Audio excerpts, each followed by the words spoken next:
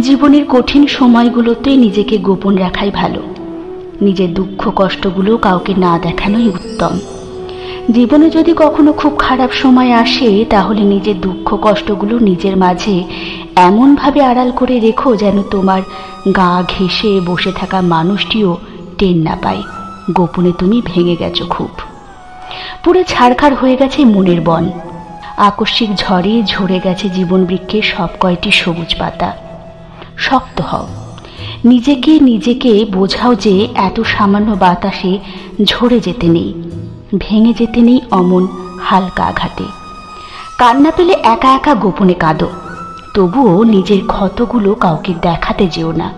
মনে রেখো, যে নিজের জন্য আলো হতে পারে না, পৃথিবীর সমস্ত আলো মিলেও তাকে পথ দেখাতে পারে না। জানোই তো, মানুষ বড় নির্দয়।